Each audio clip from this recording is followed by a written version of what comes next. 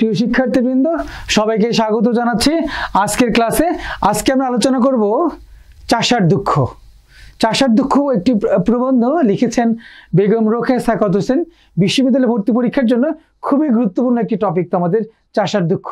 বিশেষ করে বেগম রোকেয়া সাখাওয়াত হোসেনের যেহেতু লেখনী, এটি বেগম রোকেয়া সাখাওয়াত হোসেন তোমরা জানো কতটা গুরুত্বপূর্ণ ভূমিকা রাখে।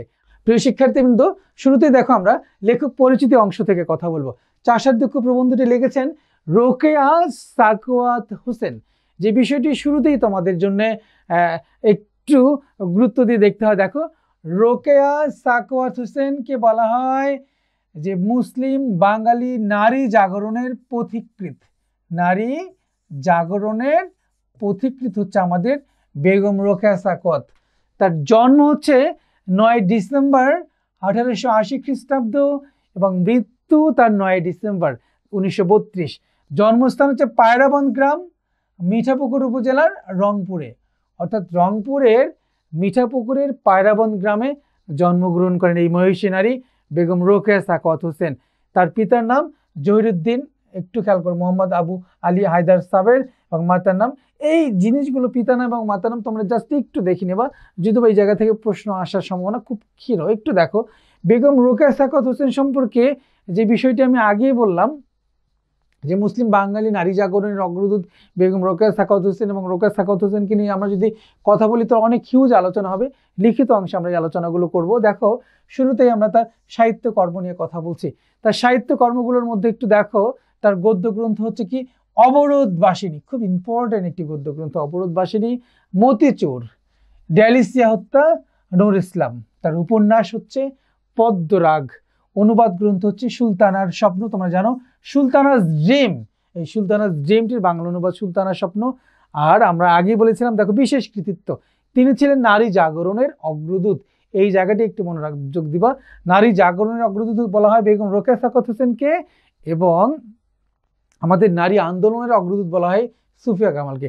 আরেকটি বিষয় তোমাদের এখানে একটু দেখতে হবে, দেখো তিনি মুসলিম নারীকে সংস্কার এবং মুক্তির জন্য তাদেরকে শিক্ষার আলোকে উদ্ভাসিত করার মানুষে আজীবন ক্ষুরুদার সাহিত্য সৃষ্টি করে গেছেন।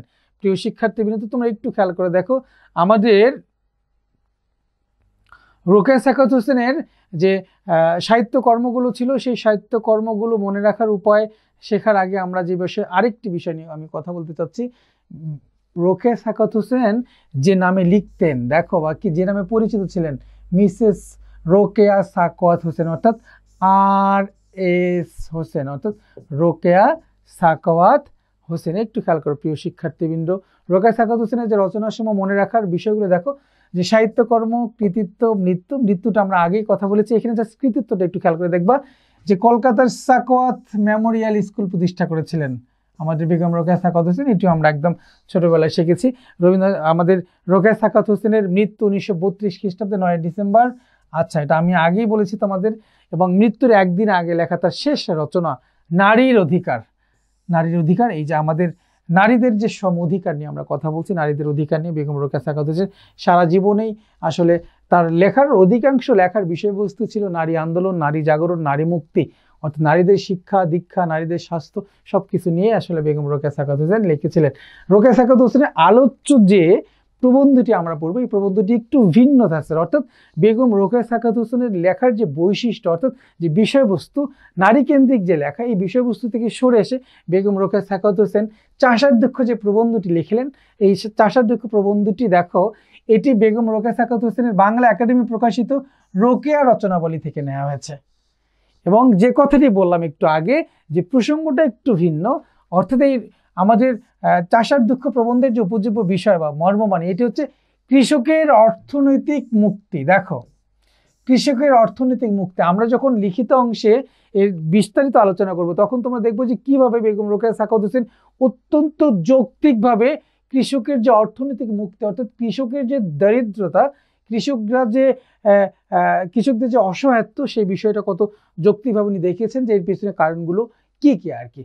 তো যাই হোক প্রিয় শিক্ষার্থীবৃন্দ, আমরা চাষার দুঃখ প্রবন্ধে যে বিষয়গুলো ধারণা লাভ করবো, সেটা হচ্ছে দেখো, যে সভ্যতার যে বস্তুগত দিক, অর্থাৎ সভ্যতার যে উৎকর্ষতা, আধুনিক যে জীবন যাপন, নাগরিক জীবন আমাদের, বিশেষ করে মুষ্টিমেয় ধনী ব্যক্তির উন্নতি যে দেশ ও জাতির উন্নতি নয়, সে সম্পর্কে আমরা ধারণা লাভ করব।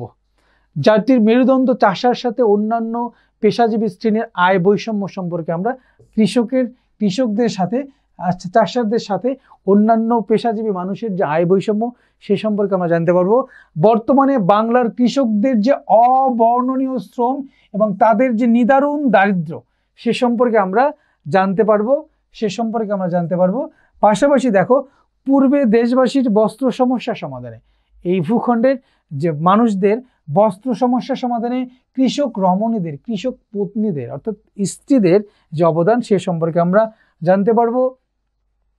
সভ্যতার নামে দেখো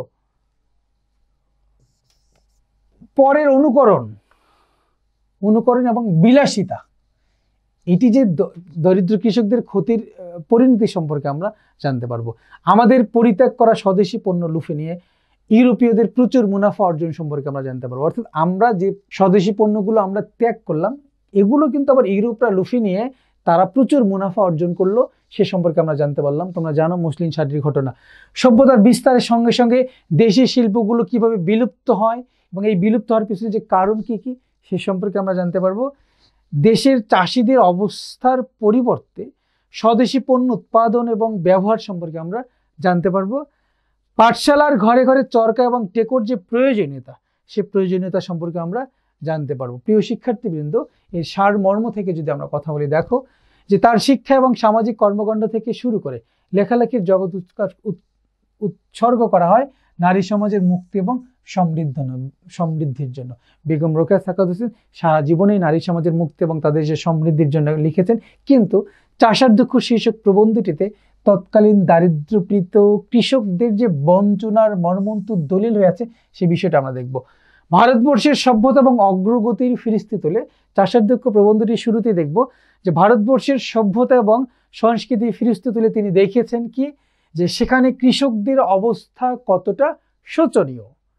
কুটির শিল্পকে ধ্বংস করে দিয়ে আত্মনির্ভরশীল গ্রাম সমাজকে চরম সংকটের মধ্যে ফেলে দিয়েছে ব্রিটিশ শাসক গোষ্ঠী। কৃষকদের এই যে মুমূর্ষু অবস্থা, এই অবস্থা থেকে মুক্তির জন্য বেগম রোকেয়া সাখাওয়াত হোসেন কি করতে বলেছেন?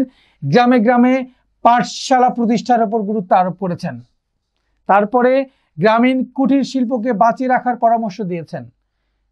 এবং আমরা দেখব যে অসাধারণ পাণ্ডিত্য, যুক্তিশালা এবং চিন্তার বিস্ময়কর অগ্রসরতার প্রতিফলন ঘটেছে আমাদের এই চাষার দুঃখ প্রবন্ধ। অর্থাৎ একজন তৎকালীন সময়ে, তোমরা জানো 1880 সালে, আজ থেকে কতদিন আগে, দেখো সেই রংপুরের প্রত্যন্ত অঞ্চলে জন্মগ্রহণ করা একজন নারী, যে কিনা আজকের যে নারী সমাজ, আজকে আমাদের নারীরা শিক্ষায় দীক্ষায় তাদের যে কর্মসংস্থান বা তাদের যে যোগ্যতার বহিঃপ্রকাশ তারা দেখাতে পেরেছেন, যোগ্যতার পরিচয় তারা দিতে পেরেছেন, এই যাত্রা শুরু হয়েছিল কিন্তু আমাদের রোকেয়া সাখাওয়াত হোসেনের হাত দিয়ে। প্রিয় শিক্ষার্থীবৃন্দ, কিন্তু বেগম রোকেয়া সাখাওয়াত হোসেন এই চাষার দুঃখ প্রবন্ধটাতে একদম তার যে গতানুগতিক যে লেখনী, এই বিষয়গত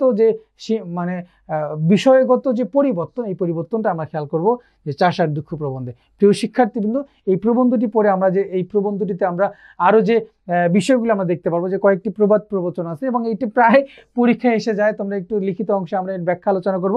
এখন জাস্ট আপাতত জেনে নাও কি, যে ধান বানিতে শিবের গীত, অপ্রাসঙ্গিক কথা বলা, বউয়ের পয়সা বিকায়, পাশায় জোটে না তেনা, সিঁড়ি দিয়ে বাঁকা তাজ, ঢেকে রাখা তাক, এই বিষয়গুলো আমরা একটু দেখতে পারবো। প্রিয় শিক্ষার্থীবৃন্দ, আশা করছি চাষার দুঃখ প্রবন্ধটির যে নৈর্বৃত্তিক অংশ থেকে যে প্রশ্নগুলো, অর্থাৎ লেখক পরিচিতি অংশ থেকে, অর্থাৎ বেগম রোকেয়া সাখাওয়াত হোসেন থেকে খুব খুব খুব ভালো করে পড়তে হবে, মানে ওখান থেকে প্রশ্ন আসে। তারপরে মানে সৃষ্টিকর্ম, সাহিত্যকর্ম, এগুলো তো লেখক পরিচিতিরই অংশ। চাষার দুঃখ প্রবন্ধটিতে দেখবে যে কিছু শব্দ ব্যবহার করা হয়েছে, যে শব্দগুলো তোমাদের কাছে একদমই আননোন, একদম প্রাচীন শব্দ, যেগুলো অনেক সময় গ্রামে গঞ্জে যে শব্দগুলো ব্যবহৃত হয়, সেই শব্দগুলো সে ব্যবহার এবং এই শব্দগুলো শব্দের অর্থ এবং টিকা বিশেষ করে তোমাদের এই জায়গা থেকে ভালো করে পড়তে হবে, কেননা শব্দ অর্থ টিকা থেকে প্রায় কোশ্চেন চলে আসে চাষার দুঃখ প্রবন্ধটি থেকে। তারপরে চাষার দুঃখ যে প্রবন্ধের যে মূল বিষয়বস্তু, এই মূল বিষয়বস্তু থেকে তোমরা ভালো করে পড়বে। আমরাও আশা করছি যে তোমরা পরীক্ষায় ভালো করবে ইনশাল্লাহ। এবং যে আলোচনাটুকু আমরা করলাম, এই আলোচনাটুকু যদি তোমরা খুব ভালো করে মনোযোগ দিয়ে শোনো, ইনশাল্লাহ এখান থেকে যে প্রশ্ন আসুক না কেন তোমাদের জন্য সমাধান করা খুব সহজ হবে। প্রিয় শিক্ষার্থীবৃন্দ, আশা করছি তোমরা ভালো করবে। আজকে এ পর্যন্তই। আল্লাহ হাফিজ।